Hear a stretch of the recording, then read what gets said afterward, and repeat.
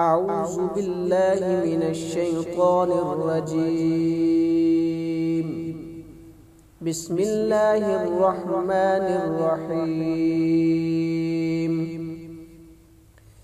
قد أفلح المؤمنون الذين هم في صلاتهم خاشعون والذين هم عن اللغو معرضون والذين هم للزكاة فاعلون والذين هم لفروجهم حافظون إلا على أزواجهم أو ما ملكت أيمانهم فإنهم غير ملومين. فمن ابتغى وراء ذلك فأولئك هم العادون. والذين هم لأماناتهم وعهدهم راعون والذين هم على صلواتهم يحافظون أولئك هم الوارثون الذين يرثون الفردوس هم فيها خالدون.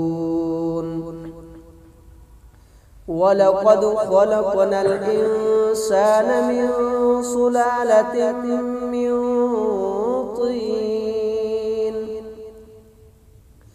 ثم جعلناه نطفة في قرار مكين ثم خلقنا النطفة علقة فخلقنا العلقة مضغة فخلقنا المضغة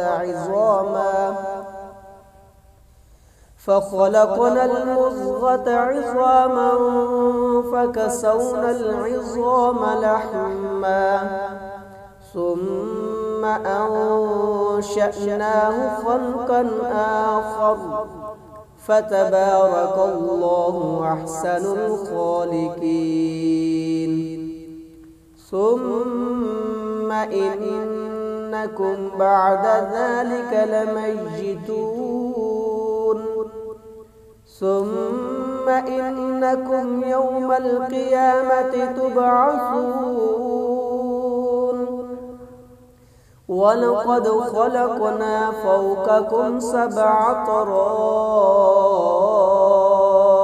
وما كنا عن الخلق غافلين.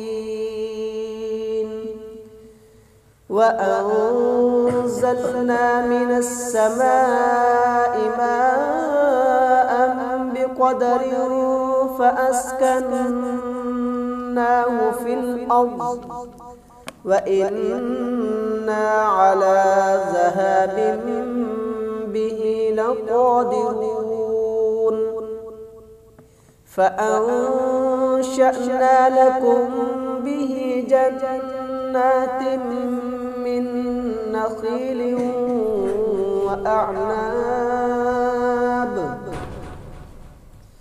لكم فيها فواكه كثيرة ومنها تأكلون وشجرة تخرج من طور سيناء تنبت بالدهن وصبغ للآكلين. وإن لكم في الأنعام لعبرة نسقيكم مما في بطونها ولكم فيها منافع كثيرة ومنها تأكلون وعليها وعلى الفلك تحملون.